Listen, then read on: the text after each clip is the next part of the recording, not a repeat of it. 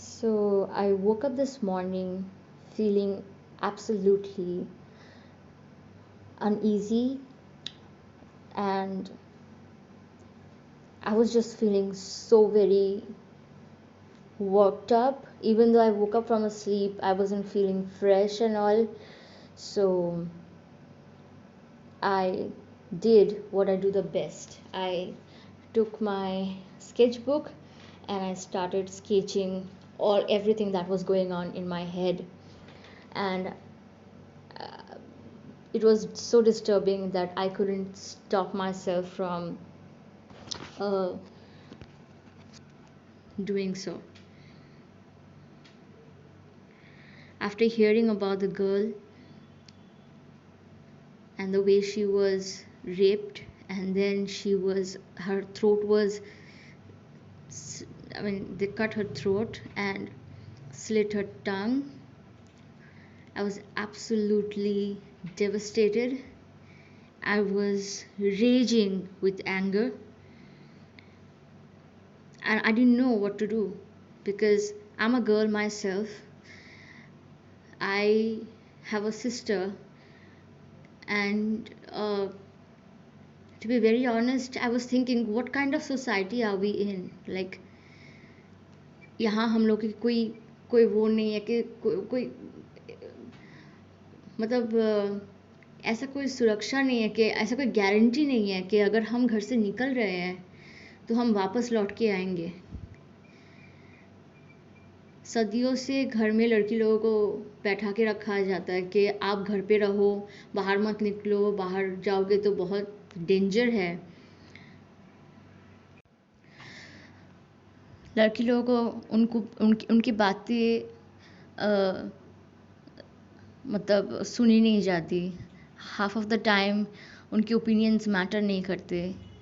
उनको वो इम्पोर्टेंस नहीं दिया जाता सोसाइटी में या फिर फैमिली में जो इम्पोर्टेंस एक लड़के को दिया जाता है. यहाँ पे बहुत सारे लोग शायद ये कहेंगे अभी के ओ माय गॉड ये तो फेक फेमिनिस्ट है एंड ऑल दो stuff. But I'm really sorry, but I don't know how to really cope up with this, or I mean, I don't really know. So I just wanted to know कि ऐसा क्या हो गया, ऐसा क्या हो गया कि एक जो लड़की उसको आप इस तरह से उसका आबरू आप छीन लो, इस तरह से उसका जो पूरा एग्जिस्टेंस है उसको ही आप मतलब डिस्ट्रॉय कर दो, ख़त्म कर दो. अगर वो आज मर गई, आज वो अगर ज़िंदा रहती, उसको सारा ज़िंदगी इस चीज़ के साथ ज़िंदा रहना पड़ता कि someone have touched me, touched my body, touched my soul without my permission, without my consent. उसको सारा ज़िंदगी इस चीज़ का गिल्ट फील होता. Guilt of something that she have not done, that someone else have done this. I wanted to know कि क्यों ऐसा ऐसा क्यों, मतलब इतना ये सिक मेंटालिटी जो है ये क्यों. I just wanted to know because I'm studying psychology right now. I wanted to know their mentality and what was going behind there, because ये सेक्स के लिए तो बिल्कुल भी नहीं है. क्योंकि अगर सेक्स के लिए होता ये चीज़, तो अगर आप एक कोई प्रोस्टिट्यूट को आप कुछ पैसे दो तो she might entertain you for like your needs and everything. But this wasn't for sex. I never felt like this is for sex. मुझे ऐसा लगता है कि ये जो रेप किया जाता है ना, ये एक माइंडसेट है कि लड़की है तो इसको दबा के रखो, नीचे रखो, इसको ऊपर मत आने दो, क्योंकि ऊपर आ गई तो पता नहीं क्या हो जाएगा. The sense of a girl going up, the sense of a girl doing better in her life scares people, scares the shit out of people. I'm a photographer. I have been working day and night every day almost of my life to you know like to fulfill my dreams of becoming uh,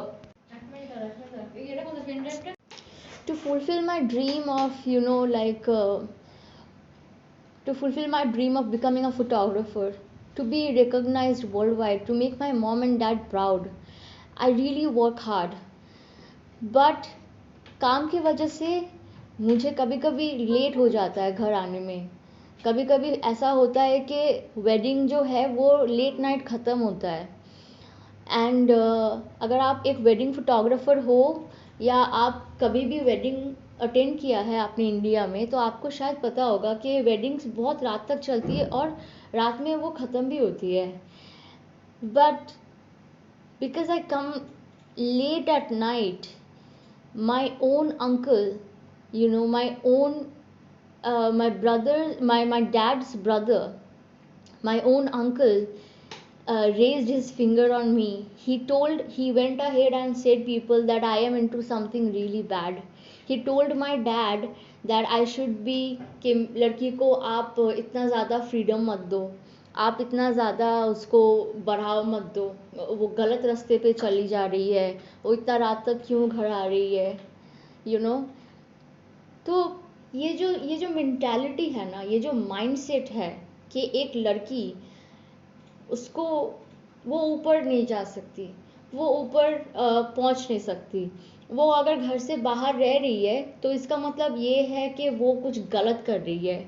अगर वो कुछ किसी लड़के के साथ जा रही है, इसका मतलब है कि उस लड़के के साथ उसका कुछ वैसे रिलेशनशिप वगैरह कुछ है, वो उसका दोस्त भी हो सकता है. लेकिन सोसाइटी ने हमको क्या सिखाया कि एक लड़का लड़की अगर साथ में जा रही है तो कुछ ना कुछ ज़रूर है.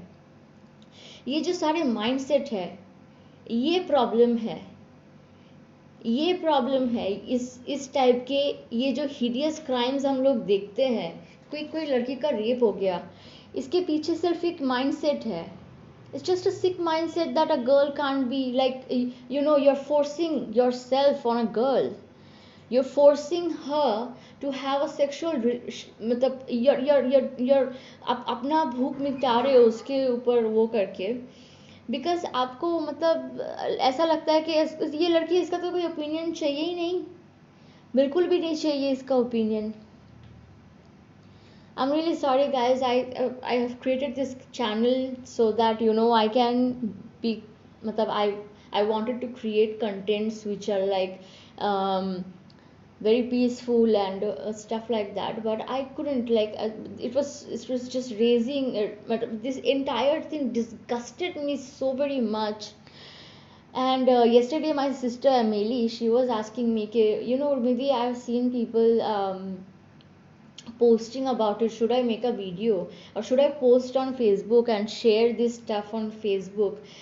And I told her ke, what will happen if you share the post, what will happen if you ask justice for this girl, what will happen. लोग एक दिन देखेंगे, 2 दिन देखेंगे, लोग शेयर करेंगे, आज शेयर करेंगे, कल शेयर करेंगे, अपना डीपी चेंज करेंगे, बट इस सब से कुछ नहीं होने वाला. इस सब से सच में कुछ नहीं होने वाला. अगर आपको सच में अगर आपको इंसाफ चाहिए और आपको सच में कुछ करना है किसी भी लड़की के लिए, तो आप अपना माइंडसेट चेंज कीजिए. I am telling this to everyone in this society. I am telling this to everyone who thinks कि अगर आपने 2 सीट एक्स्ट्रा दे दिया ट्रेन में या बस में तो एक लड़की को इक्वल राइट्स मिल गया. प्लीज़ ये माइंडसेट चेंज कीजिए अपना. अगर आप जिस दिन इस माइंडसेट को आप चेंज करेंगे, उसी दिन हर एक लड़की सुरक्षित होगी, हर एक लड़की अपना ड्रीम्स फुलफिल कर पाएगी. That's all I have to say today, and I can't even ask to like and subscribe to my channel and all, because it makes me feel very, I don't know. Anyways, but if you have liked this sketch of mine, do like this video and subscribe to my channel. I'm really sorry guys if you are here for some peaceful content, but I have disturbed your peace, but I felt like I should be talking about it, and I did. I just wanted to get it out of my head. So I did this video. Thank you so much for watching, you guys. I love you all. Stay safe, and please think about what I just said. Thank you so much.